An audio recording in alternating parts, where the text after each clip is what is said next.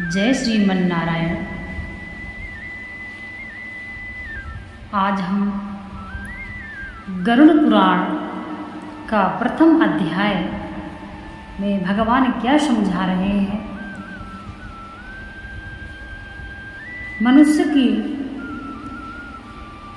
जब मनुष्य के प्राण कंठ में आ जाते हैं तब क्या होता है मरने वाले के साथ। गरुड़ पुराण का प्रथम अध्याय में बहुत ही महत्वपूर्ण सूचना है हर व्यक्ति के लिए, हर इंसान के लिए। गरुड़ पुराण सबको सुनना चाहिए और सबको समझना चाहिए। भगवान बता रहे हैं जब व्यक्ति के कंठ में प्राण आ जाते हैं, अर्थात जब व्यक्ति के जो प्राण हैं वह कंठ में आ जाते हैं। जब प्राण कंठ में आ जाते हैं तो यही एक पहचान है कि मनुष्य की अब जो आत्मा है वो निकलने वाली है तथा मनुष्य का समय पूरा हो चुका है। जब प्राण कंठ में आ जाते हैं तब क्या होता है।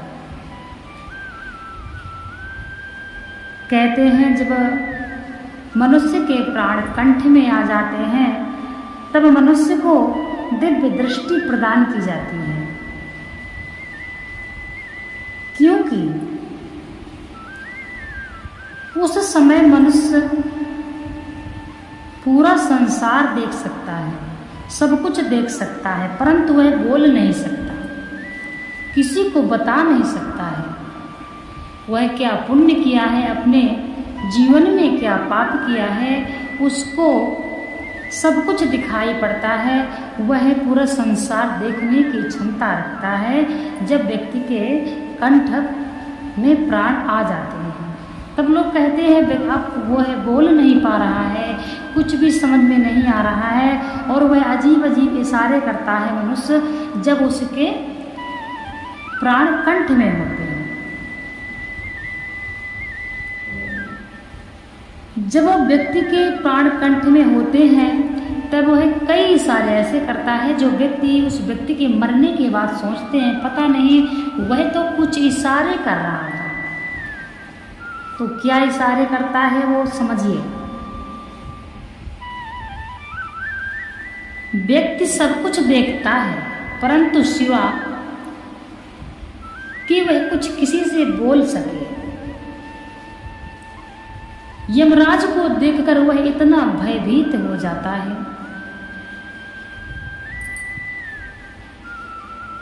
इतना भयभीत हो जाता है कि व्यक्ति के मुख से लार, झाग, मलमूत्र सब कुछ व्यक्ति त्यागता है, इतना भयभीत हो जाता है।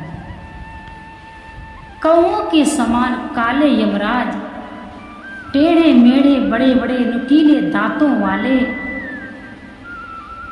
खड़े बाल, ऊंचा शरीर एवं भयानक आंखें, इस प्रकार का यमराज को देखकर वह व्यक्ति इतना भयभीत हो जाता है कि मलमूत्र भी त्यागने लग जाता है, परंतु वह कुछ बोल नहीं सकता है। इशारे करेगा लेकिन आप समझ नहीं सकते हो। उस समय व्यक्ति इतना भयभीत होता है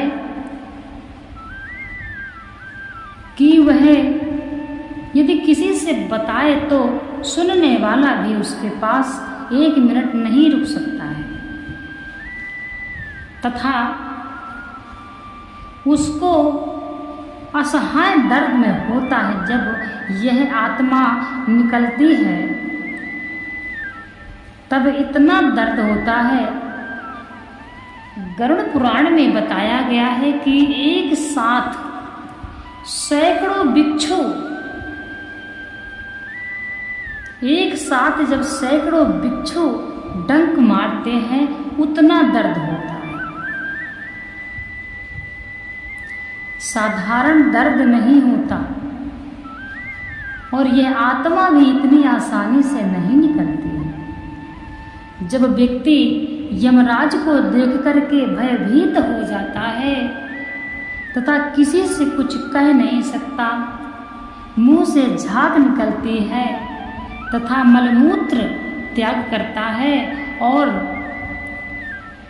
भयानक पीड़ा सहन करता है, तब जाके आत्मा निकलती है। जब आत्मा भयानक यमराज को देखती है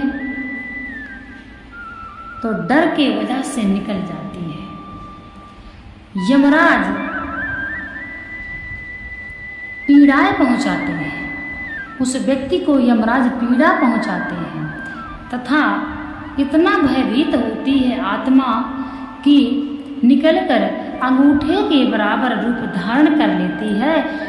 इसके पश्चात यमराज उस अंगूठे के समान यानी अंगूठे के बराबर शरीर को, आत्मा को अपने पास से बांध लेते हैं और यमलोक को जाने लगते हैं।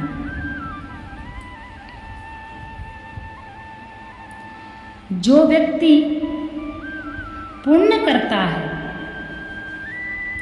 उस व्यक्ति को भगवान की दूत लेने आते हैं। जो व्यक्ति पापी होता है उसके प्राण गुदा मार्ग से निकलते हैं और जो व्यक्ति पुण्य आत्मा होता है अपने जीवन में पुण्य करता है, किसी जीव को नहीं मारता, किसी को परेशान नहीं करता, गुरु का सम्मान करता है, माता पिता की सेवा करता है, ऐसे व्यक्ति को भगवान के दूत लेने आते हैं तथा ऐसे व्यक्ति के प्राण मुख तथा आँखों से निकलते हैं।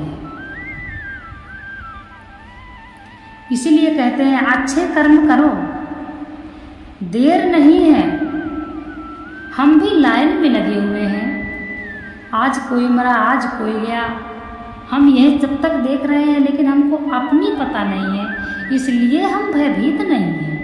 यदि अभी हमको आज पता चल जाए कि 4 साल बाद इतनी तारीख को हमको मरना है तो मैं गारंटी देती हूँ कि आज से ही आप सुधरना शुरू कर देंगे, चाहे 4 साल हो चाहे 10 साल हो।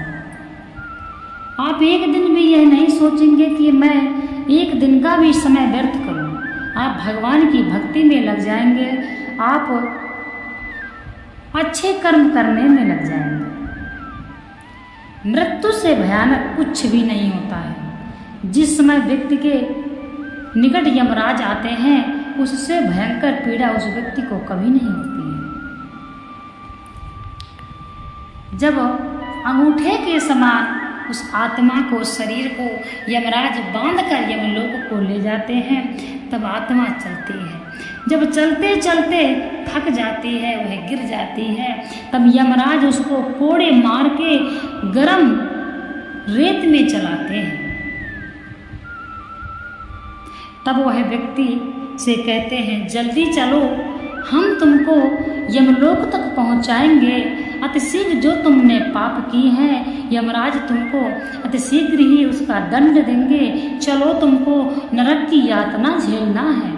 वह व्यक्ति भूखा प्यासा रास्ते में गिर जाता है, गरम बालू रेत में चलाते हैं, यमराज गिर जाता है तो कोड़े मार करके उसको चलाते हैं।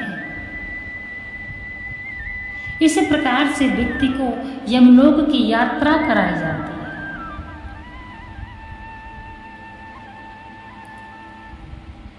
व्यक्ति रोता हुआ, तड़पता हुआ, बिलखता हुआ, भूखा प्यासा, तपता हुआ यमराज के साथ चलता है और अपने जीवन में किए गए वह कर्म को याद करता है। हे प्रभु, मैं क्यों नहीं संभला, मैंने क्यों नहीं माना, हे प्रभु मुझे उबारिए। परंतु अब समय निकल चुका है, अब समय निकल चुका है, प्रभु तुम्हारा साथ उस जगह पे नहीं देंगे। लेकिन यदि इस जगह पे रह करके आप प्रभु को अपना सहारा बनाते हैं तो हरि आपका साथ अवश्य देंगे। जितनी व्यवस्थाएं करनी है यहीं से अपनी व्यवस्था कर लीजिए, जितना भगवान की सहायता मांगनी है यहीं से आप मांग लीजिए। ये मनुष्य मात्र का शरीर जो हमको मिला है सिर्फ खाने और कमाने तथा बच्चा पैदा करना, ये कोई बड़ी बात नहीं है। आखिर हमारी तो ये 4 दिन की चांदनी है। हमारा अटल सत्य है जो मृत्यु ही है। हमारा अटल सत्य है वह मृत्यु हुई है।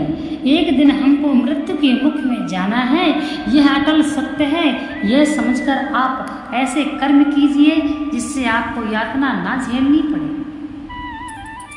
इसीलिए गरुड़ पुराण के प्रथम अध्याय में ये सब कुछ समझाया गया है कि व्यक्ति को, जब व्यक्ति की आत्मा निकलती है, जब व्यक्ति के प्राण निकलते हैं तो कितना दर्द होता है, कितना डर होता है, कितना उसको भयानक वह दृश्य होता है, रूह कांप जाएगी। यह तो हम आपको एक साधारण भाषा में बता रहे हैं समझाकर। यदि आप साक्षात गरुड़ पुराण को पढ़ते हैं तो आपका जो मन है वह कंट्रोल हो जाएगा और आपकी इंद्रियां भी आपके बस में होने लगेंगी। इतना भयावह गरुड़ पुराण है।